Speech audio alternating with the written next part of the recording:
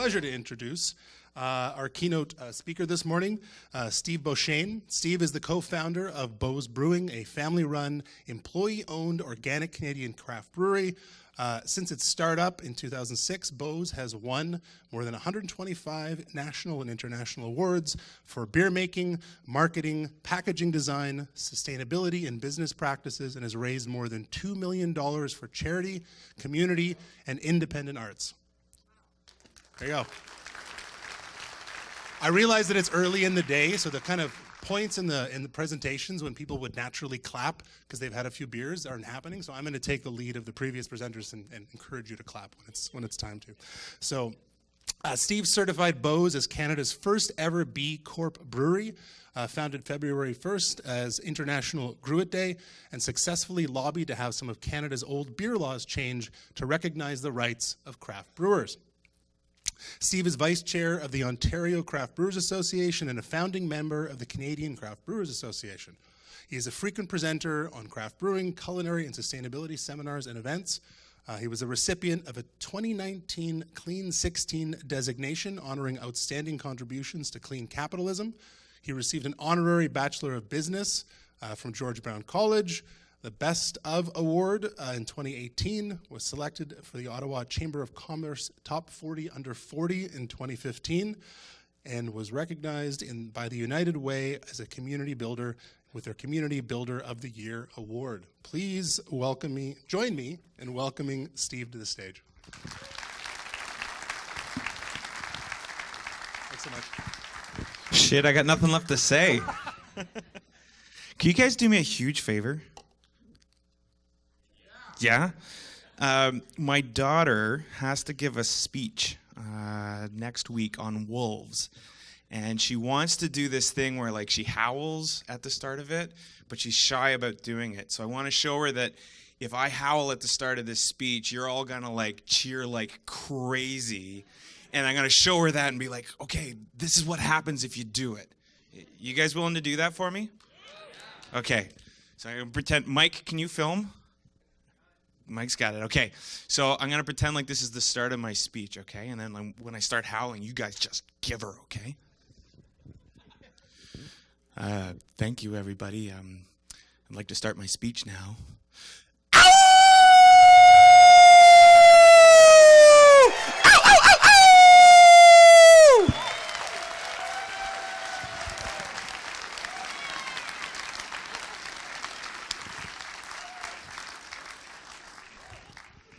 That's going to go over great. Thank you. All right, now I'm really done. That's all I needed to do today. No, thanks so much. Super happy to be here. My name's Steve. My dad and I decided to start a brewery back in 2005. We got off the ground on July 1st, 2006. Uh-oh. Yay! There we go. That's me and Dad. I look pretty goofy. Dad was running a textile business in a tiny little town called Vankleek Hill. Vankleek Hill sits right on the Ontario-Quebec border, halfway between Ottawa and Montreal. About 1,800 people and 2,000 cows. Kind of the middle of nowhere. And he had this small textile business, and the whole textile industry basically left Canada in like a 2-year period. So Dad came to visit me. I was living in Toronto at the time, and he basically gave me the news, like, hey, I got to shut down the business. I've got some ideas. Can I run them by you? I was like, oh, that's awful. Yeah, of course. So he sits down, and the first idea that he comes up with, he's like, Steve, you're a home brewer. You're always coming home with these different beers. What if I were to open a craft brewery in Vankleek Hill? And I was like, if you're serious, Dad, I'm going to quit my job. I'll sell my house. I'll move back home. I'll start a brewery with you. And the rest of the day, we dreamed up this brewery we were going to start. And the next day, we sobered up, and it still seemed like a good idea. So we started working on the business plan. And it took us about a year. But like I said, July 1st, 2006, very first batch of Beau's hit the market. And it was so wildly out of spec, it was unbelievable. we'd gone to great lengths to tell people about this crisp Kolsch-style beer that we were going to be putting out. And the solenoid on the one fermenter we had did not work as planned and ended up freezing like a third of the batch. And you smart brewers all know that when you freeze a third of your batch, you're concentrating all the alcohol and all of the wonderful stuff, and you're freezing out all the water. So this crisp, delicate beer was a monster. And we were faced with our first ethical dilemma. We have this delicious, completely out of spec beer. What do we do with it? And we said, you know what? The only thing that's going to be hurt by releasing this is our pride. So we went to every single restaurant, and I took a page from my old punk rock days. I had all these handbills made up that said, yeah, we screwed this one up, but try it, it's great. And people kind of fell into two camps on this. Some people loved the beer and even loved the story more. Other people were like, are you kidding me? You're telling me you're a terrible brewer. What are you doing?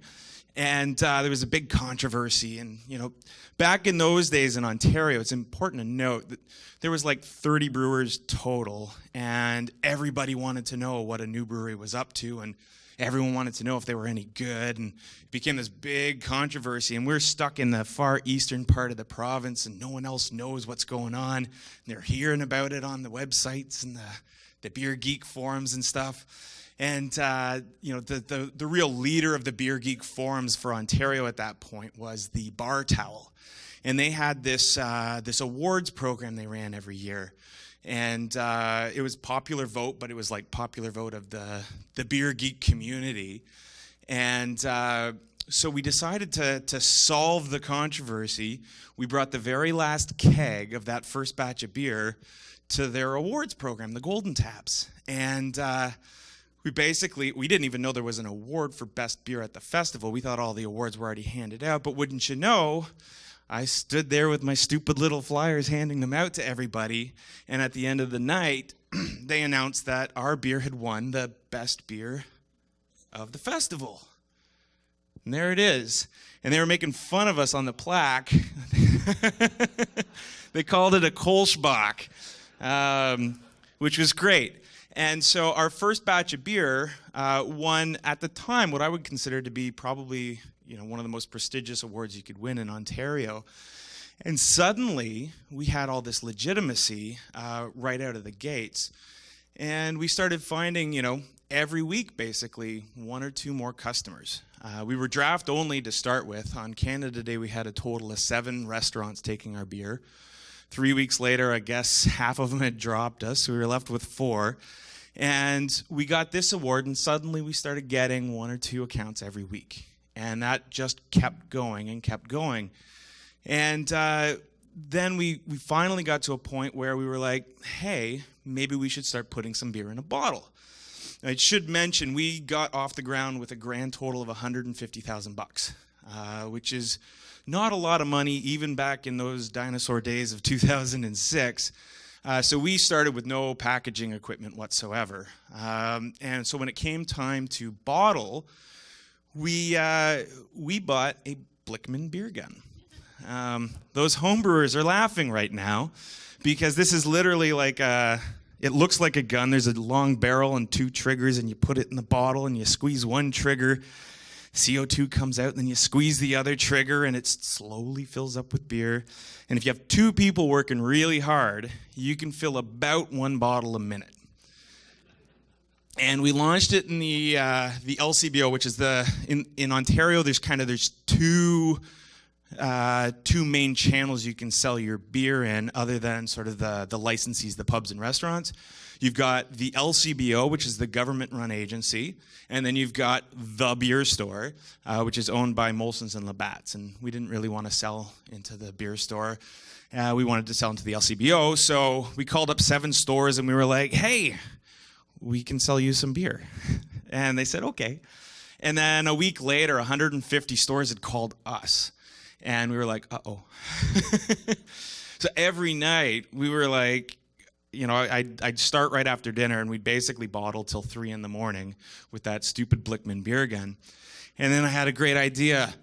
I said, Dad, we can double our capacity. We bought a second Blickman beer gun. And every night now, there was 4 of us in there bottling till 3 a.m. And then we finally shelled out $5,000 for a 2-head filler. And now one person could fill 2 bottles a minute. And this is how ridiculous we were in the beginning. We're still ridiculous. We just have better equipment. But those were our bottles. They were these wonderful 750 ml ceramic with the flip tops and the whole thing. And the reason we chose those bottles is because we knew we had to hide a whole lot of labor into the cost of our beer. And we're like, what better to hide labor than these ridiculous ceramic goblet things? And it worked, and it really started taking off. And it took off to the point where we started getting angry phone calls from the LCBO because I guess what was happening was the store would call and they'd be like, okay, I need 20 cases. And we'd show up and be like, I got 3. And the LCBO stores, they got into the practice, they would keep a list of Bose fans. And when they knew we were coming, they would start calling people. And they'd be like, show up at Thursday at 2 or else you're going to miss all your beer. And so Thursday at 2 we'd show up with the beer in our 3 cases, and they'd ordered 20. And there'd be a lineup of like 15 folks waiting for the beer. And the first guy would take all 3 cases. And everybody else would be sitting there going, what the hell, man? And we literally could not keep the beer in stock. So what we did was we started delivering with those 3 cases of beer, these stacks of, again, flyers that just said, we're sorry. Stop yelling at the LCBO employee. I tried to find a picture of that because it's really funny. But we basically just couldn't keep up, and we couldn't have our fans yelling at the LCBO folks because the sad part is everyone thought it was the LCBO's fault. They're like, those incompetent bastards, they don't have your beer. I'm like, yeah, well, it's not their fault we can't make it. We're using 2 Blickmans here. So anyways, that was kind of the start for us, and things just kept snowballing and building in momentum. And it was around that time we finally got ourselves officially certified organic as well. We'd started off, all of our malts were certified organic, but it took us 6 months to find organic hops, and then it took us about another year after that to kind of get all the paperwork figured out. But since about 2008, all of our beers have been certified organic. So after certifying ourselves as organic, we started doing more and more things that really had impact, and really started getting intoxicated, no pun intended, by the things that we could do as a brewery to make our community stronger. And we'd donate beer to festivals, and we'd do all sorts of things to help charities out, and we really started to get excited about that. And I think none of my shareholders are here, so I can say it became a lot more exciting to increase our impact than it did to increase our revenue. And so we started looking for ways that we could increase the amount of community good that we did. And so we sat down one day and we're like, how can we ramp this up further? And we said, well, we could do a festival and use the festival money to raise money for charity. So we're like, oh, that's great. So we decided to do an Oktoberfest because we were putting out a Märzen at that time. And it just seemed to make sense. You've got an Oktoberfest lager, you might as well have an Oktoberfest. So, again, we're in a town of 1,800 people. So our hopes for attendance were not super high. But what we did is we found an Oompa band. We, got the right farmer's field. We organized some games we were going to play. There was a little keg toss and malt sack races and things like that. And we just started, getting ready for this event. And I'm a member of the members of Barley Mint. Any members here? It's a homebrew club. It's really awesome, actually. the head of the club sent out a note to all the members saying, hey, George Wendt, that guy that played Norm on Cheers, is writing a book about beer, and he's asked if we've got any questions about beer for him. And I was like, Norm wrote a book about beer? That's cool.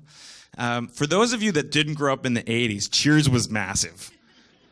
It was a big, big deal. It was a sitcom about a bunch of guys in a bar, and Norm just sat there all day drinking. He was awesome. He also made a lot of jokes while he was drinking beer. But anyways, we found out he was writing this book, so I got a hold of the publicist, and I was like, I know this is a long shot, but what if Norm came to our Oktoberfest? I'm sure that would sell lots of books. And I don't know how I convinced this publicist that this was a good idea, because I'll give you Norm's travel schedule for our Oktoberfest. Day one, Cincinnati Oktoberfest. 500,000 people, I believe the second largest outside of Munich. Day two, New York City, guest appearance on the Colbert Report. Day three, Vankleek Hill, Ontario. 1,800 people. And he rocked it out, and he sat there all day listening to people say, Norm! And it was great. But our expected attendance of 500 people turned out to be, at the point where 5,000 hit the gates, we just closed them. We're like, we can't fit more of you in these grounds. And it was a shit show. We ran out of food. Like, every single restaurant that we brought in ran out of food. We started calling up restaurants in a 50-kilometer radius saying, just send pizza. It started to look like a refugee camp in there when people were like hoarding food. It was terrible. The lineups for beer were like over 45 minutes, but somehow people still had a good enough time that they decided to come back the next year. And at that point, we were ready for them. So over the years, we've now built this festival. We get about 20,000 people a year, and we raise $100,000 for charity every single year through this festival. And we have a wicked party every time. It's a shit ton of fun. Oh, and I forgot to show you the picture of Norm the whole time. There you go. So that was Norm at Oktoberfest. The next thing that we did from an impact perspective, we wanted to start up a home delivery service. So we partnered with a local charity called Operation Come Home. Their mission is to prevent homeless youth from becoming homeless adults. So we worked out this kind of crazy scheme where you would go to our website, order our beer, and we would hire a homeless youth to deliver the beer for you. And we thought it was great because it gave a homeless person a job, helped get them off the street. You would get your beer. You would also get a donation receipt for your taxes for buying beer, which was cool.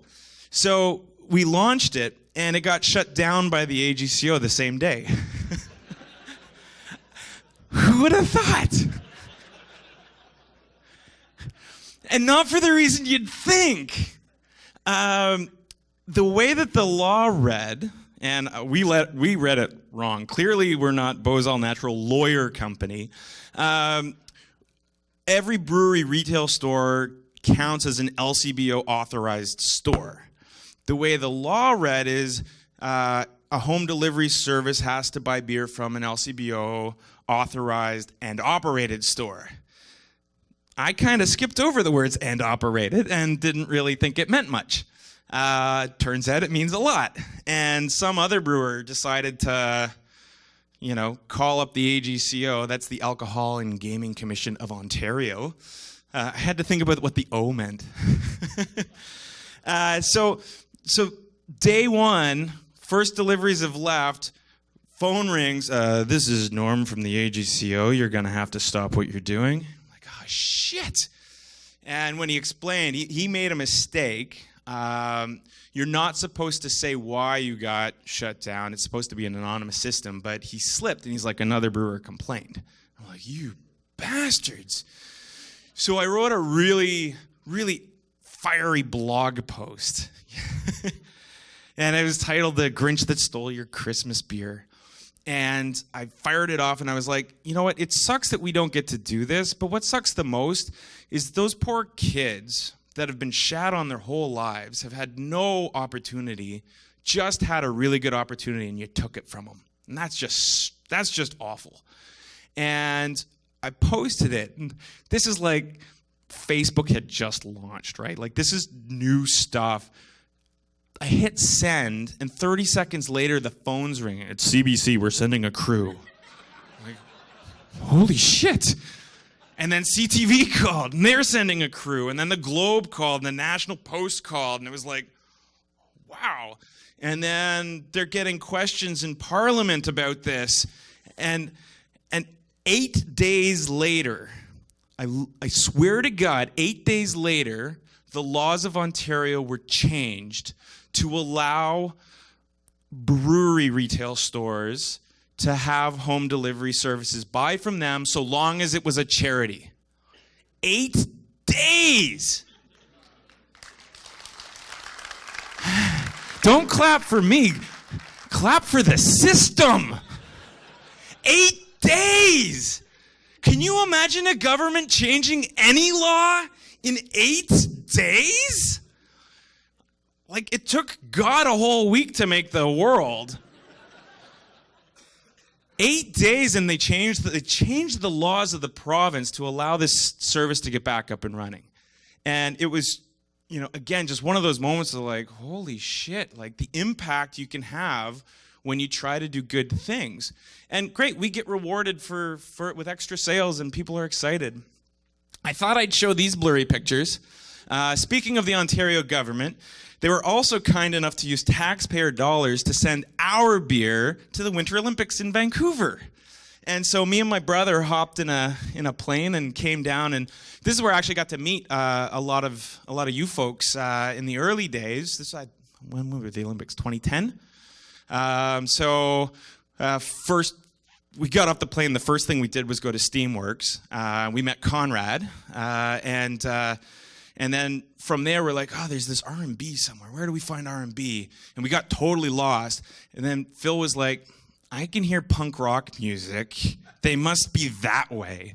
And sure enough, we found it on this random door in an industrial zone. And like, oh shit, hi guys. So we met all the R&B guys. We met a lot of you folks. And then we had such a good time. We're like, well, we got to start coming back. So we started coming to the GCBF. And I thought I'd show this picture because it's hilarious. Our beer got shipped. Our posters did not. So our volunteers actually drew that because I didn't know how to draw a tractor.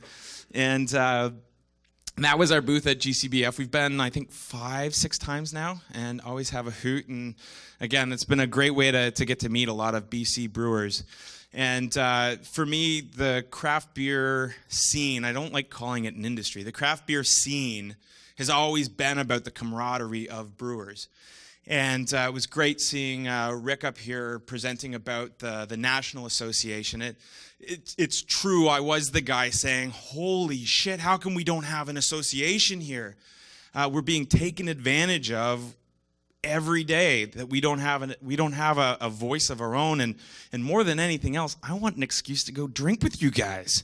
And somehow that kind of took off, and Rick's put a pile of effort into it, and it's so cool that we're now a real country for beer.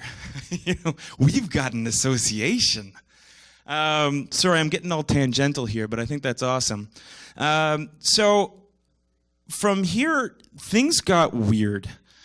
The amount of growth that we started getting was stupid. We didn't know what to do with it. And the opportunities falling in our lap were just goofy. I'm in my office one day, the phone rings, I pick it up. Hi, this is Tom Green. Can we make beer? Like, okay. We got to make a beer with Tom Green. We've been making beer now with Tom for about 5 years. We make milk stouts with him because if you've ever seen his programs, he has a real affinity for milk. And So we've got a cherry milk stout, a summer milk stout. The first one was a milk stout. And we've been doing that. And it's crazy to me because I remember as a kid watching this guy on TV and just thinking like, this is the craziest, awesomest guy ever. And now we're like hanging out and making beer. That's Margaret Atwood. We made a Gruit with Margaret Atwood. How cool is that?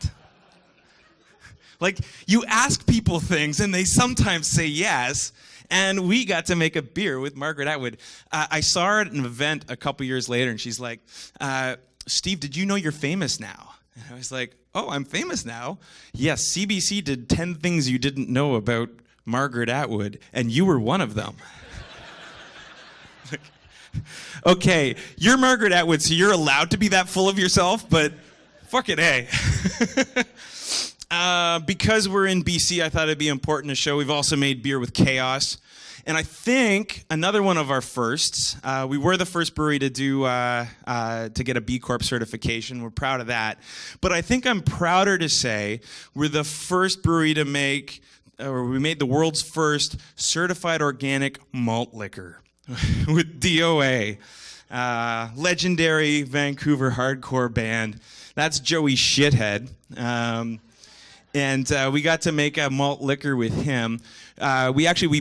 We played a show at the Brewers conference one year in the States, and because he was playing as part of it with us, we actually got them to print a badge that said Joey Shithead on it for the Brewers Association.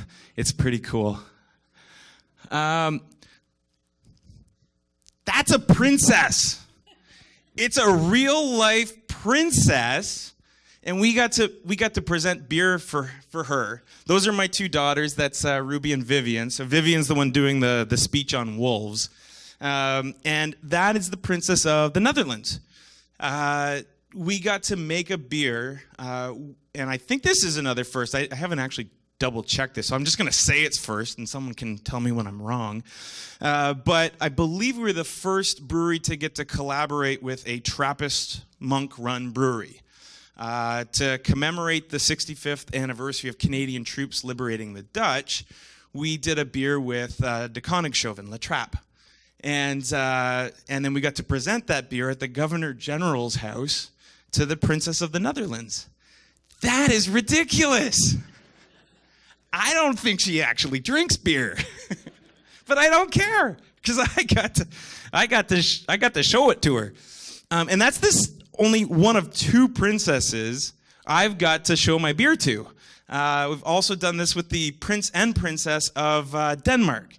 I didn't even know they had royalty in Denmark, but they do. Things just kept getting weirder and weirder. And we turned 10, and I kind of sat everybody down. And I said, we've had a great 10 years, like a magical, wonderful 10 years. We've got to amp it up. We've got to go twice as fast, twice as hard, do twice as many things. And so we said, all right, how do we do that? Well, we started up an ESOP program, an employee ownership plan. We decided we're going to start selling beer across the country. So we hired a whole team to help us do that. We opened up a Halcyon Barrel House, our sour beer division, where everything's fermented in barrels and aged for like a year. It takes forever to make the beer come out. We started delivering beer for other breweries in Ontario to help our brethren in the craft beer world. And we're like, yes, this is our time. If people thought we were going full tilt before, now we're really gonna ramp things up. And what we really did was jump the shark. For those of you that aren't Happy Days fans, Jump the Shark there's that one episode of Happy Days where like everything was great. They were, an awesome show. And then they came up with this stunt where Arthur Fonzarelli is gonna, water ski over top of a shark. And they must have thought they were like doing the best show they'd ever done. Everyone in the world was like, okay, guys, you took it too far. That's stupid and ridiculous. What are you doing? And I like to think all the ideas we came up with at our, 10th anniversary were great ideas. A stupid idea to try to do it all at the same time. And all of a sudden, things started unraveling pretty quick for us. We didn't have enough money to keep that Canadian team. We're seeing great results, but we're out of cash. We had several dozen Ontario breweries say, yeah, we'll have you deliver for us. We didn't have the complex systems required for that kind of a logistical nightmare of all these breweries from different places feeding in and going out. And we really dropped the ball. We're trying to help people out, and we did a terrible job of it. Halcyon makes great beer. That's one thing I'm really still very proud of. It takes an entire year to make most of it, but my God, it tastes good. So we had to step back and scale back a whole pile of things because we tried to do everything all at once. And I think I forgot. We also decided to, we were going to help open up the first craft brewery in Rwanda to help empower women there. And we raised money for it. I still, to this day, spend probably 10 hours a month and at least 2 or 3 phone calls a month with the folks in Rwanda trying to get this off the ground. Apparently, it's a little bit more difficult than it is to open a brewery in Ontario. But we're working on it still. But all of these things we were trying to do just stretched us thin. And it really triggered something for me far too late. We were already, knee deep in all this stuff. But if you allow me to kind of get a little metaphysical here, the only reason craft brewers exist is because of the arrogance that existed with the large brewers, the absolute hubris that they had to say, well, we can make all the beer taste bland and exactly the same, and consumers are going to be forced to buy it, and screw them if they don't like it. It was their arrogance that allowed the opportunity for all of us to exist. And I like to think that all of the decisions we were making had the best of intentions, but we were suffering from the same level of arrogance that the big brewers had. Oh, sure, this will be easy. Everything we do works out perfect. And no, it takes a lot of hard work to get stuff off the ground. It takes a lot of attention and focus. You can't just do everything all at once. And at the same time, in Ontario, when we opened in 2006, I think there was about 30 breweries. There's well over 300 today, and they're all making good beer. Some of them very good beer. And suddenly, there's a whole lot of more competition. There's a lot more of everything. And we're sitting there trying to open breweries in foreign countries and deliver for other breweries and all these things all at the same time, and it meant that we kind of lost the focus of what we were doing. And so we had to make some really tough decisions, but we also had to find our way again.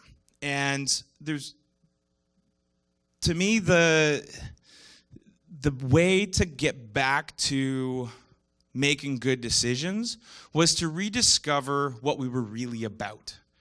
And so what we did is we started off on a journey of what is our purpose? And we hired a culture ambassador, and she literally interviewed every single employee at the company at the time and got 120 different answers from 120 different people. And you could generally kind of say that people fell into 2 camps. Half the folks at the brewery really resonated with our sustainability, our community involvement, and kind of came up with some version of Beau's is all about investing in the community. And then you had the other camp, which is, Beau's is about beer. We make high quality, innovative beer. We're all about beer. And we struggled with, why do we do this? Because if we're all about the beer, we could do a whole lot more all about the beer if we weren't donating money to charity, if we weren't focused on sustainability.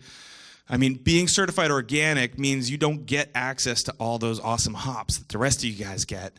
You don't always get all the best for the beer. I think we make very good beer with what we've got, but we don't get to do everything all about beer. On the other side, if we were all about sustainability and impact, why the hell are we putting so much effort into innovative new beer styles and all the quality of the beer? Like, they didn't make sense. And after going through the whole company and kind of fighting it out amongst ourselves, we still couldn't solve why do we do the things that we do? Why is it important? And then we solved it by looking at some of the most ridiculous, dramatic stories of our fans. And I've got a few pictures up here. So bottom right, we started doing more than just our Oktoberfest festival to raise money. So we also do a St. Patrick's party. The couple on the right met at one of our St. Patrick's parties. And a year later, dude comes up and he's like, I'm going to propose today. Can I do it on stage? I'm like, of course you can. So that's them, getting engaged at our festival. Top left, that is one of now 2 couples that have gotten married at our Oktoberfest. Literally legally married at a beer festival. It's pretty cool. Little guy in the middle there, his name is Bo. I'm not shitting you. Couple decided that they were gonna get married, or not married, they were gonna have a kid the day that they found out about Bo's, and fell so much in love with the beer that they ended up naming their son Bo. We after hearing that story, we went to StatsCan, and we found out that there's literally in 2006 there was 5 kids named Bo.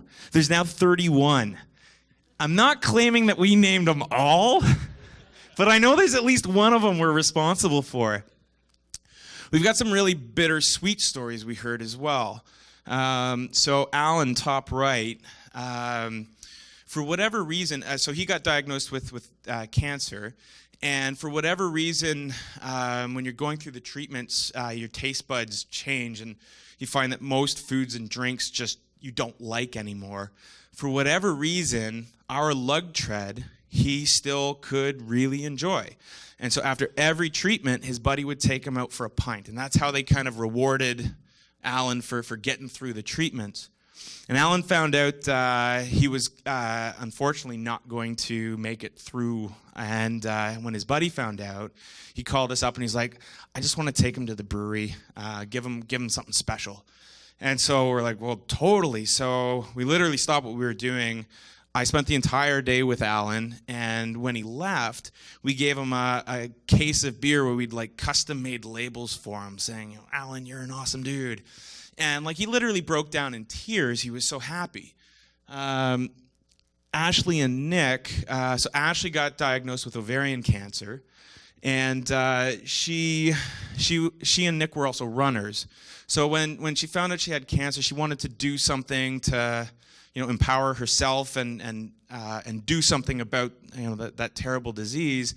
So she asked if we could start working with her on a fundraiser, and we started doing a 5K run for ovarian cancer. And for the next 5 years, we've been doing this, and every year raising more and more money. We're up to about $250,000 we've raised for ovarian cancer research so far. 2 years ago, she found out as well she wasn't going to make it. And her and Nick had planned on getting married as soon as she got a clear bill of health. When she found out that she wasn't going to make it, she was also told, you don't have much time. So we literally took, I think, 6 people off of their jobs. For the next 3 weeks, they did nothing but plan her wedding. And we had it right at the brewery. And the whole community came out. It was just such a touching moment. And for the next 2 years, we've been doing the run without Ashley. But it's a moment for everybody to come together and see how important she still is to all of us. And I've got I could take all day with stories like this. Like, this is not the anomaly, but these are great examples of the stories we started unearthing. And then things started to make sense. Why do we spend so much time on making our beer awesome? They deserve it. We are at the most important moments of their lives. We're there on their weddings, their graduations, their promotions. We're there at their funerals. What we do is so important, and to give them a shitty beer on one of those occasions, that's just not right. That is just not right. What we do is so important. It also now makes sense. Why do we invest in the communities? Why is sustainability important? These are the people that rely on us. We owe it to them to make sure that they've got a great, strong community. Little Beau's going to turn of age in 19 years. I want Beau to be able to drink a really good craft beer because the environment's not been ruined. There's still clean water. It's important. And what this did, when we kind of wrapped it all together, we realized what our purpose truly is. It's to elevate the human spirit. That's it. It's elegant, and it's simple. And let's face it, no one's drinking beer because they want to lose weight. What we do is so important, though. You know, we're there at all the people's special moments. We might have been there when Beau was conceived. I didn't ask, but there's a good chance. So, with our purpose kind of firmly set, there's the other thing that we really, really needed to do as, not just as a brewery, but as a company. And that's to make sure that we're still listening to our fans. And I would say 5 years ago, when things were going amazing for us, we were doing a great job of listening to our fans. If you were to ask someone in Ontario 5 years ago, what do you want most from craft beer today? They would have said variety. Ontario had a terrible reputation for beer. It was like nothing but Pilsners and English-style ales.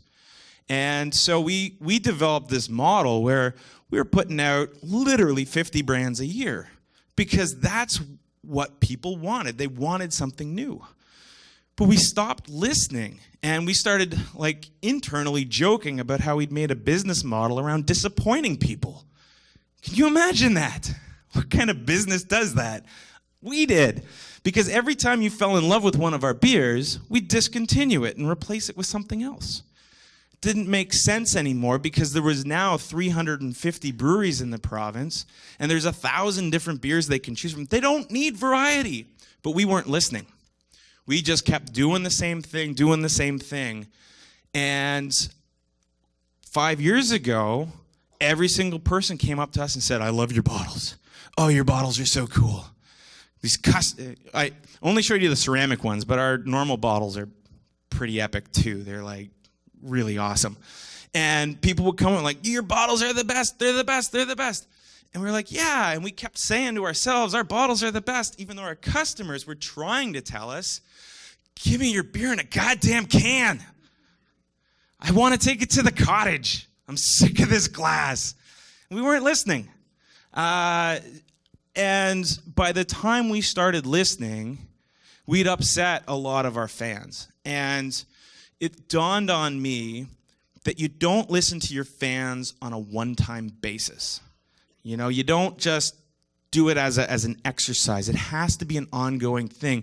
And if you think about it, every single year, there's a new group of drinkers that turn 19.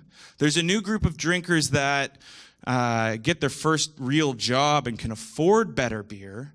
There's a brand new set of people, and their experience is incredibly different than what mine was, and likely most of yours. You know, when I started drinking beer, the first craft beer I had was on my 18th birthday. my buddies took me out to Quebec, and I had a pint of Boreal Rousse. And it changed my life. Oh, the 5-minute bell. I'm getting thirsty. It changed my life. And in those days, you had to hunt for good beer. You really had to look for it. 9 bars out of 10 had the shittiest selection of beer you could imagine. Molson, Labatt, Labatt. And the 10th was awesome. Molson, Labatt, one good beer. And that was a great beer bar back in those days. Nowadays, if you just started drinking in the last couple years, you are used to dozens of local beers, so many varieties, so many choices. And for me to sit here and say that the kids today, they take it for granted what we had to do for them, that's bullshit. The kids today have what the kids today have. And for me to sit there and say that they're taking things for granted means I'm taking them for granted. It's important for me to understand what they're about and what they want and what they need. And it kind of leads me to my last kind of stupid thought for y'all today. Talking to a lot of folks at the conference and some of the cooler liquor shops, and when you talk about what the kids today, what they want, what they need, there seems to be this prevailing fear. The fear of the RTD or the cannabis-infused shitty thing. People seem to be worried that drinkers are suddenly going to stop appreciating a well-made beer. And I'm here to say, and let's hope I'm not like the old buggy whip guy in 10 years, but I'm here to say, don't worry about it. Do not worry about it. And I'll tell you why, but you're going to have to forgive me for sounding like a philosophical hippie here. I believe very firmly in something called intergenerational memories. And what intergenerational memories are is it's this idea that you actually have memories passed down from one generation to the next from your ancestors and connects you to your past. And you can see sort of examples of this in kind of everyday life. You ever wonder why a hunting breed dog has never been trained to hunt but still points its paw when it sees a bird? It's weird, right? No one showed it how to do that, but it does. The first time a toddler hears Ray Charles, they friggin' go bananas. And they know how to dance. They still don't know how not to crap their pants. They're dancing, and like they're doing moves. They're not just like flopping around. They're actually dancing. No one's showed a kid how to dance. They just know. And this is the idea of what an intergenerational memory is. And I also think that on a crisp fall day, when you smell the air and you can smell a wood-burning fire, that sense of warmth, that sense of comfort that you experience from a smell, it's actually triggering an intergenerational memory. It's passed down. And I really believe that the first sip of beer you have, of a well-made, from-grain beer, it triggers the exact same thing, that sense of comfort, that sense of warmth. And I don't think that's going to get replaced by some crappy thing that doesn't taste like anything. And I don't think, those billions of dollars and those idiot scientists in labs trying to make cannabis act like alcohol is going to do what beer does. Beer makes you feel good.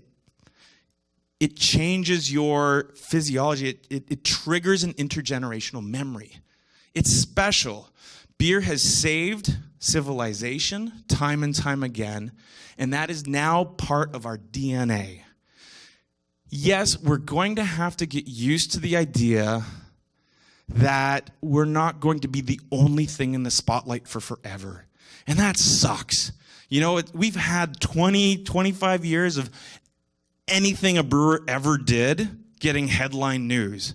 And that's going to go away. It can't last for forever. We're going to have to share the spotlight with cannabis and RTDs, and all the other trends are going to come and go. And that's okay. Beer is here to stay.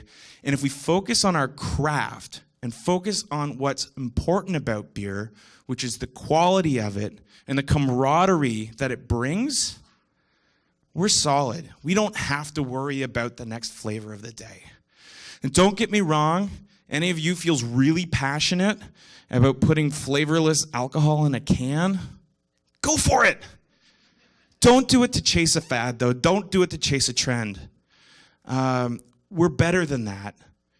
We stand for something. We stand for it together.